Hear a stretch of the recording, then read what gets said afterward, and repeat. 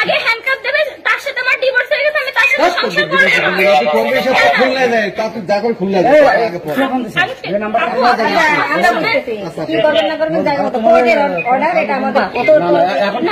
Phone দিয়ে আমরা মাত্র বেরোইছি, আমরা আগে তো বেরোই না, একটু আগে ওই সময় বেরোইছি। গলায় রশি দেওয়া পিক দিছে আমাকে, বলছে ও মরে যাবে। আদুরি এবং ইমনের এই প্রেম কাহিনীকে ধিক্কার জানাচ্ছেন ইমনের প্রতিবেশীরা। তারা বলছেন দুজনেই সমান অপরাধী, দুজনেরই কঠিন শাস্তি হবে। লাইট বন্ধ অবস্থায় তাদের আমি একদম এরাম দেখেছি, এরাম তার সাথে আমার ডিভোর্স হয়ে গেছে, তার সাথে আমি সংসার করব না, আপনারা কেন জোর করে তার ঘরে আমাকে পৌঁছায় দিচ্ছেন? সুপ্রিয় দর্শক শ্রোতা, একজন প্রবাসী ভাইয়ের স্ত্রী এই কথা বলতেছে। প্রবাসী ভাই এখনো বিদেশে আছে, সে কিন্তু এখনো বাংলাদেশে আসে নাই, আর তার বউ কিন্তু অন্য লোকের সাথে, অন্য পরপুরুষের সাথে রাত কাটানোর জন্য যখন গিয়েছিল, ঠিক সেই মুহূর্তেই ধরা পড়ার পরে এই কথাগুলো বলতেছে। আসসালামু আলাইকুম। দেশে এবং প্রবাসে, দূরে এবং কাছে, যে যেখান থেকে আজকের এই ভিডিওগুলো দেখার জন্য প্লে করেছেন, দর্শক বন্ধুরা সবাইকে অনুরোধ করব সম্পূর্ণ ভিডিওটি কন্টিনিউ করবেন, কারণ বিশেষ কিছু তথ্য আজকের এই ভিডিওতে আছে। দর্শক শ্রোতা, ভিডিওটি খুবই গুরুত্বপূর্ণ এবং ইম্পর্টেন্ট, আর ঘটনাটি বরিশালের। প্রিয় দর্শক, আপনারা চাঞ্চল্যকর এই তথ্য জানতে পারলে এবং এই ভিডিওটি সম্পূর্ণ দেখলে বুঝতে পারবেন কি ঘটনা ঘটেছিল। দর্শক, একটি প্রবাসী ভাই, সে বিশ্বাস করে তার বউকে রেখেছিল, সাথে একটি বাচ্চাও আছে, একটি বাচ্চার বয়স 4 বছর। সেই বাচ্চাকে নিয়ে এই মহিলা যখন অন্য ছেলের কাছে আসছিল, বাচ্চাটাকে কিন্তু ছোট্ট একটি ঘরে লুকিয়ে রেখেছিল, আর তার সাথে তিনি কথাবার্তা বলতেছিল। আপনারা বুঝে নেবেন কি কথাবার্তা বলছিল। পাশের এক বাড়িওয়ালা, সে বুঝতে পেরে ঘটনাটি জানতে পেরেছে, তার সন্দেহমূলক সেই ঘরে ঢোকার পরে তাকে বেকাহুত মারধর এবং হাতাহাতি ধস্তাধস্তি তার সাথে ঘটনা ঘটে। দর্শক, আগ মুহূর্তে ওখানে পুলিশ চলে আসে, কারণ হচ্ছে উভয় পক্ষে কেস করা হয়েছিল। কারণ মেয়ে যখন ছেলের সাথে থাকতে চাচ্ছিল না, এবং প্রবাসী ভাইও সেও তার আচার আচরণ ব্যবহারে তাকে রাখতে চাচ্ছিল না, তাই উভয় পক্ষে দুনো পরিবারের থেকে কেস করা হয়েছিল কোর্টে। সেই কোর্টের থেকে পুলিশ প্রশাসন এসে তাদেরকে অ্যারেস্ট করে। প্রিয় দর্শক, যে ছেলের সাথে সে চলে যাচ্ছিল এবং সে নতুন জীবনযাপনের ঘটনা তৈরি করছিল, ঠিক সেই মুহূর্তে সেই ছেলেটিকে একসঙ্গে ধরে পুলিশ থানায় নেওয়ার সময় এমন কিছু তথ্য দিয়েছে এই প্রবাসী ভাইয়ের বউ, আপনারা শুনলে অবাক হয়ে যাবেন। দর্শক, মানুষ যখন স্বামী স্ত্রী একসঙ্গে থাকে, তখন একটা অন্তরঙ্গের পাশের বাড়ির সেই প্রতিবেশী লোকটি যখন দেখে ফেলেছিল, তখন এমন পরিমাণে তাকে মারধর করছে, আপনারা সেই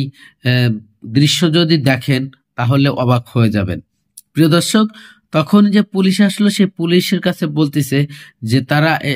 এসেই আমাদেরকে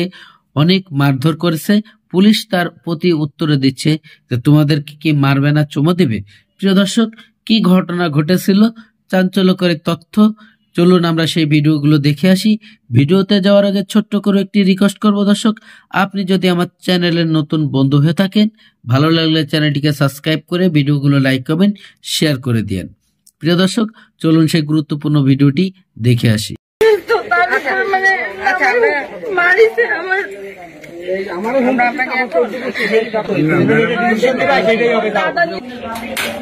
দেখেন, বাচ্চা কান্না পেয়েছি, বাচ্চা এখানে আছে, বাচ্চা কান্না তো আগে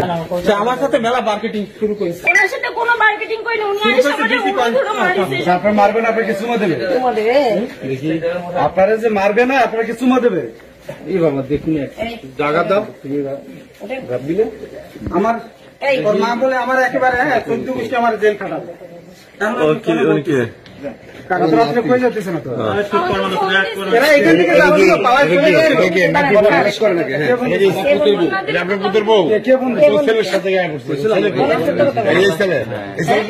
বলে শুধু শুনতেছিলাম আগে হ্যান্ডকাপ দেবে তার সাথে আমার ডিভোর্স হয়ে গেছে আমি তার সাথে সংসার করব না খুললে যায় তা তুই যা করে খুললে যায় আগে পড় যে নাম্বারটা আমরা বলতেছি কি করবেন না করবেন জায়গা মতো কোর্টের অর্ডার এটা আমাদের কোনো ঠিক আছে চলো জায়গা মতো করবেন কোন নাম্বার বলেছে কোন নাম্বার এই ওইটাতে তো বাবা এই যে ওই আমার সাথে মার্কেটিং হ্যাঁ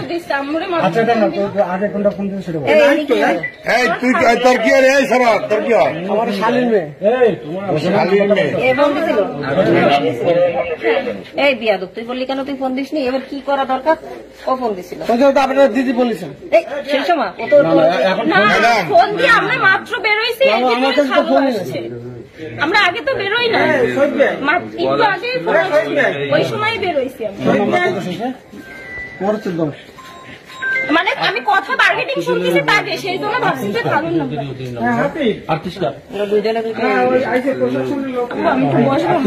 বসেন বসেন বসেন আমার নাম্বার তোমার নাম্বার 10 আর একটা 38 আমরা এখন আচ্ছা এই বাসা যখন ছিল যখন প্রথমে কে বলছো যে এখান থেকে সরল ভাই যেটা এই আপনি চুপ করেন কি বলছি আমরা মূলত কল আসছে হাজিগার বলেন হাজিগারের নাম হাজিগার না স্যার এটা তো শুনি ধরে নিয়েছে এটা আমাদের বলতে ওনা ধরে নিয়ে গেছে ভাই আপনি এলা কিছু ধরতে কে বলছি তোমাদের এদিকে যা করে এখন প্রশাসন আসার পরে আর আগে তাহলে বাইরে কেন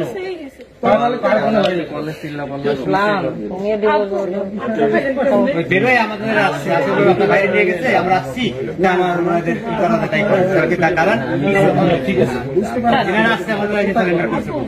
ধন্যবাদ ধরার পরে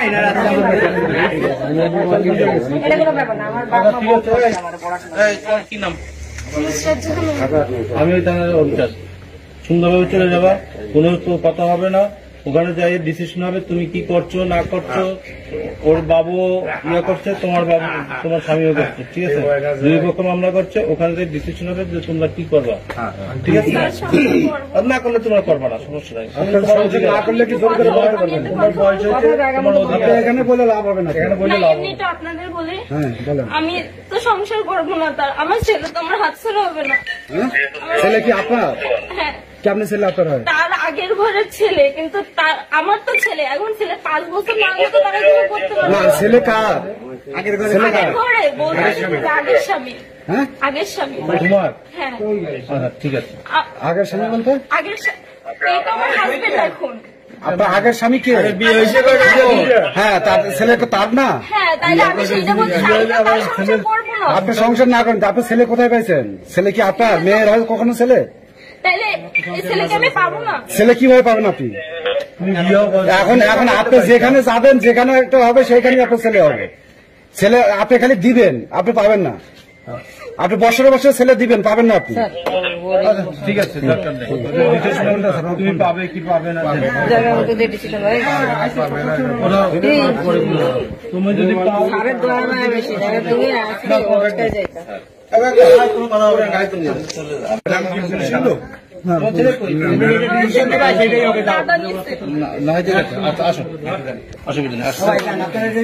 সেটাই হবে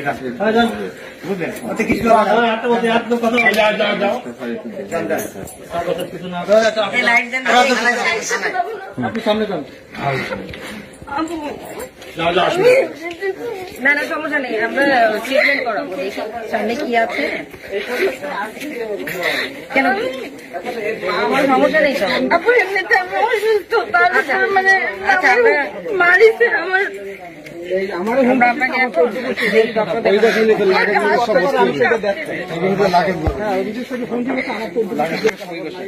আমি তার সাথে সংসার করবো কথা বলতে তুমি তো বয়স্ক তাই না তোমাকে ডিসিশন নেওয়ার ক্ষমতা আছে অসুবিধা নেই তুমি জবাব আচ্ছা ভাই